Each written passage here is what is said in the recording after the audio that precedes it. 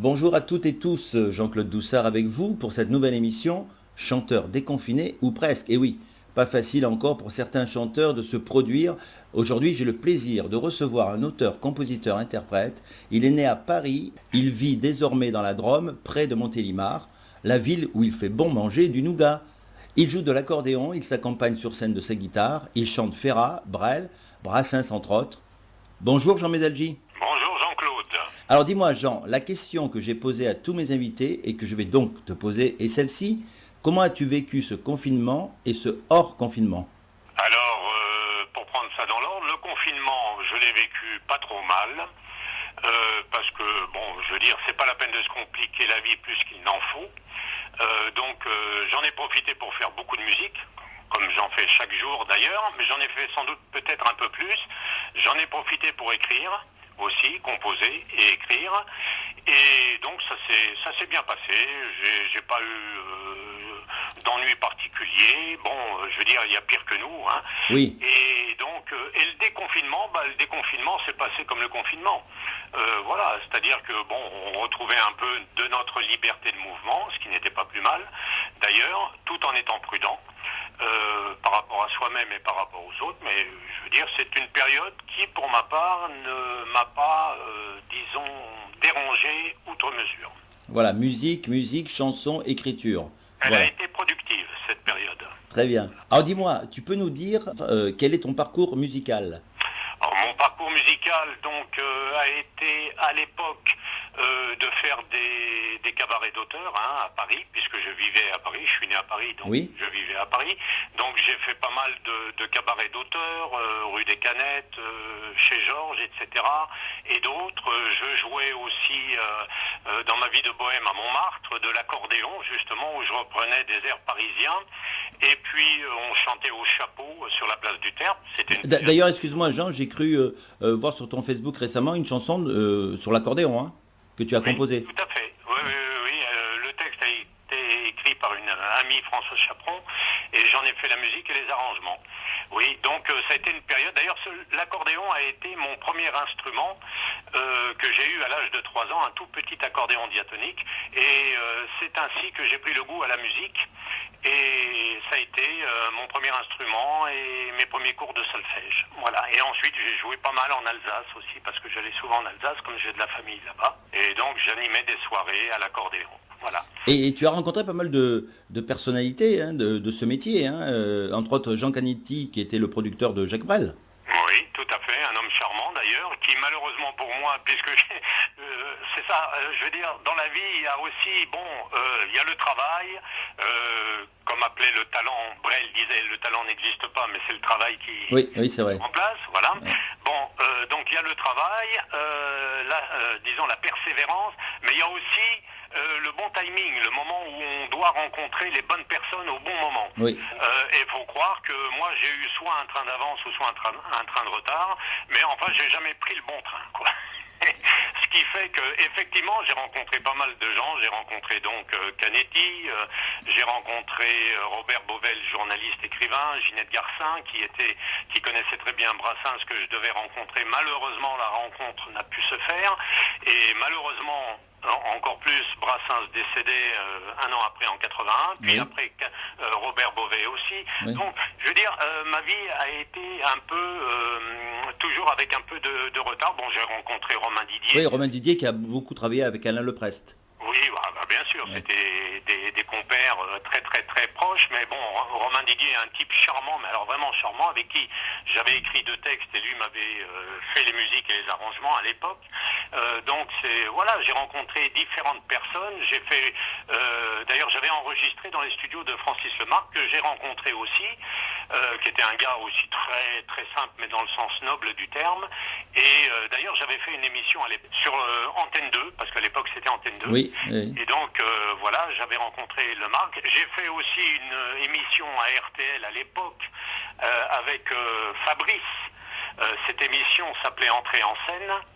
Donc, et puis j'ai fait différents concours qui m'ont amené d'ailleurs à faire une première partie d'Annie Cordy. Voilà un peu mon parcours chaotique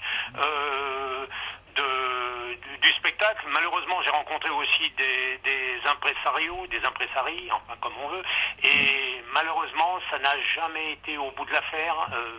Les auditions dans les maisons de disques, parce qu'à l'époque, on arrivait avec sa guitare et puis on auditionnait dans les maisons de disques. Oui. Enfin voilà, bon, tel était mon destin. Peut-être n'ai-je pas été suffisamment persévérant, je n'en sais rien. Puis ensuite, bon, j'ai rencontré mon âme sœur, et donc là, c'était beaucoup plus difficile de mener une vie de bohème.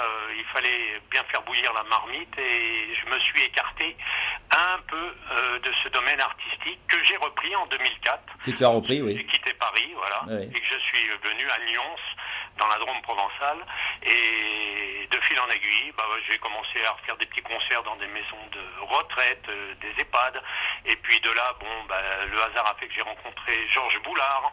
Oui, qui est directeur de Vaison-la-Romaine, hein.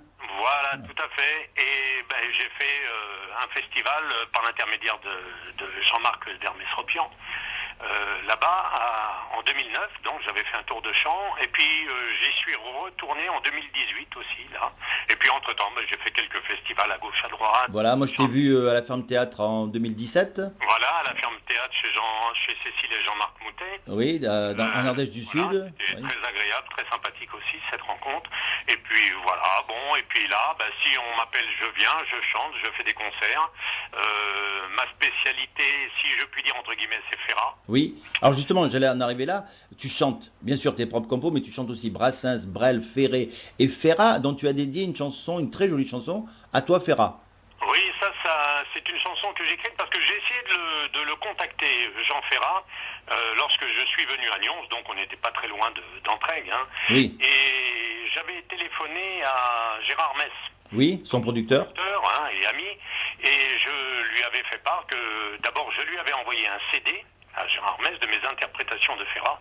Et bon, toute modestie mise à part, mais enfin vous dire les choses, voilà ce qu'il m'a répondu. Il m'a dit, monsieur, je suis franchement épaté par vos interprétations. Donc il avait vraiment apprécié mes interprétations de Ferrat. Bon, Oui. et je lui avais demandé donc, par cet entretien-là, de pouvoir rencontrer Ferrat.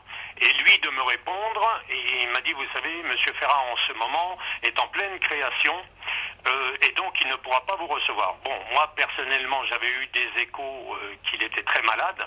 Oui. Voilà. Bon, il n'a pas voulu me le dire, et ça je peux le concevoir, je peux comprendre Oui, bien sûr. cette discrétion-là. Et ce qui fait que pour moi c'était une peine, parce que voilà, je n'ai pas pu le rencontrer, et puis après, voilà, il est décédé. Et donc en 2011, je lui ai dédié cet hommage à toi Ferrat. À toi Ferrat, qu'on peut retrouver sur YouTube, hein. Qu'on retrouve sur... Voilà, vous marquez Jean Médelgy, à toi Ferrat, et vous tombez sur la chanson que Jean Médelgy a composée et écrite pour Jean Ferrat. Voilà, un hommage. C'était une forme d'hommage, et puis ensuite je continue, disons, à faire des hommages Jean Ferrat, à qui veut bien, disons, organiser ce genre de spectacle, et puis d'autres aussi, enfin voilà. Et puis comme je le disais au début de l'émission, tu es auteur, compositeur, interprète. Quels sont les thèmes de tes chansons? Ce sont, voilà, ce qu'on pourrait qualifier de chansons réalistes. C'est-à-dire des chansons de la vie où chacun peut s'y retrouver, comme Mes saisons, par exemple, la dernière. Oui, qu'on va écouter en fin d'émission. Voilà, cette chanson-là, je l'ai écrite d'ailleurs pendant le confinement, hein, voilà. Oui. C'est un bébé du confinement, si je puis dire. Et tu peux nous en dire un petit peu le thème de cette chanson? Le thème de cette chanson, c'est, vu mon jeune âge, j'ai quand même vécu 3 saisons que j'appelle le printemps, l'été, puis l'automne. En ce moment, je suis à l'automne de ma vie, si je puis dire. Et donc, voilà, ça m'est venu comme ça. Ce confinement a fait que j'ai pensé un peu au déroulement de ma vie passée et se dérouler là. Donc, chacun peut, tous les gens qui sont à peu près de ma génération peuvent s'y retrouver, hein. Voilà, c'est une chanson réaliste. Alors, bien sûr, le poète est venu, entre guillemets, y mettre sa touche et sa patte, oui.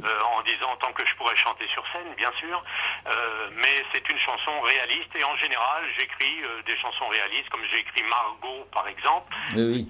qui est un prénom voilà, d'une dame de bonne compagnie, hein, dite fille de joie de l'époque. Une chanson qui me vient à la mémoire, c'est Tu sais petit, c'est ça, si je ne me trompe pas au titre? Tu sais petit, alors voilà. Il y a un peu d'autobiographie aussi, oui. dans cette chanson, parce que bon, c'est pas pour faire pleurer les chaumières, mais j'ai pas eu une enfance très, disons, très calme, très cool. Ça a été une période de ma vie assez difficile, et donc voilà, on retrouve par moments quelques vers où je parle un peu de cela, de ces moments où j'entendais le tic-tac de l'horloge qui cadençait mes semaines. Enfin, ça a été une période assez particulière de ma vie. Et donc, voilà, je m'y retrouve aussi dans Tous ces petits. Puis aussi, bon, c'est le thème aussi de la misère, Oui. mais qu'il ne faut jamais baisser la tête ni courber les chines. Et si on tombe, eh ben, il faut se relever. Voilà, c'est une ligne directrice que j'ai toujours empruntée dans ma vie. Et puis quand on voit un enfant qui apprend à marcher, il tombe, il se relève, il tombe, il se relève jusqu'au jour où il se relève. Voilà. Et voilà, Il se lève et il apprend à marcher. L'exemple est donné dès le départ. Voilà, exactement. Voilà, ouais. voilà. On ne va pas passer notre vie à plat ventre. Donc, exactement. Ce qui fait que voilà, donc c'est une chanson in fine, bon, qui peut être triste par certains côtés, puisque la misère, il n'y a rien de marrant là-dedans, mais aussi qui est une leçon de vie, comme quoi tout le monde peut essayer, disons, d'avoir sa petite part de bonheur dans la vie. Je te remercie Jean Médelgy, notre entretien va prendre fin, mais auparavant je voudrais dire qu'on peut te retrouver sur Facebook, bien sûr. Oui, bien sûr. On peut retrouver sur ton site.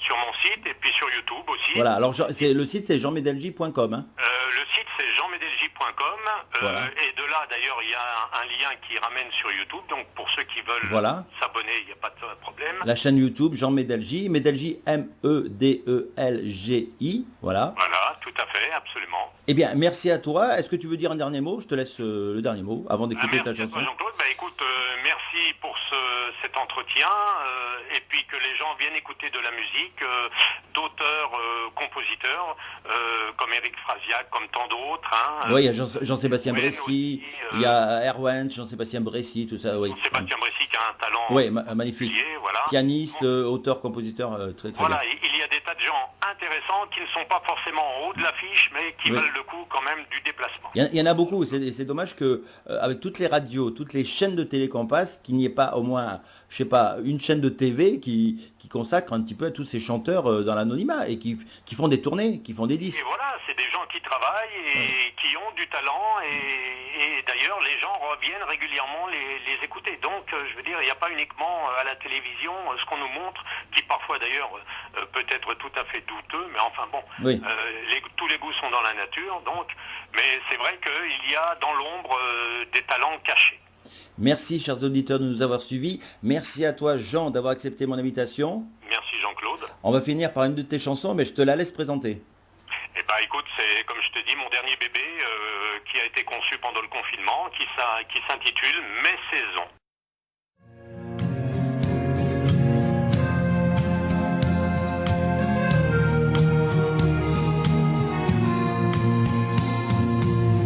Le printemps, l'été, puis l'automne, saison de ma vie parcourue.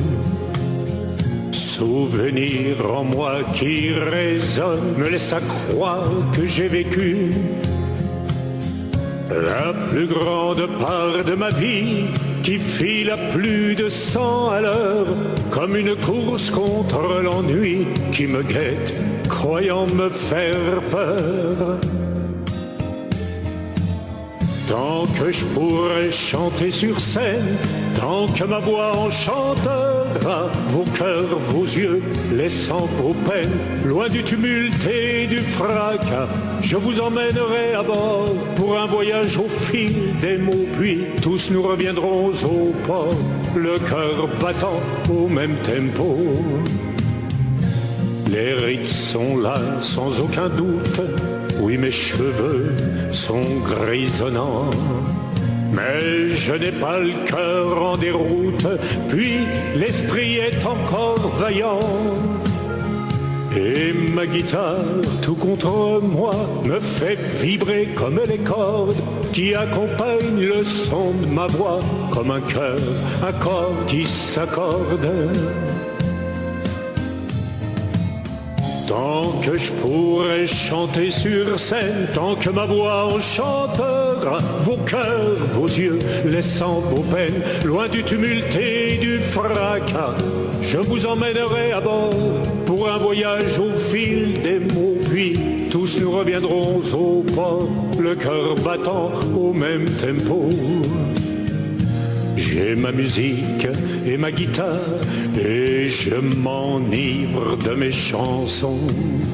comme un remède, un pouce cafard qui m'assure la bonne direction, qui me fait tourner le dos à l'hiver, qui voudrait poindre à l'horizon. Mais je résiste armé de mes vers que ma plume tisse en toile de fond. Tant que je pourrai chanter sur scène, tant que ma voix enchantera vos cœurs, vos yeux, laissant vos peines, loin du tumulte et du fracas, je vous emmènerai à bord pour un voyage au fil des mots, puis tous nous reviendrons au port, le cœur battant au même tempo, le cœur battant au même tempo.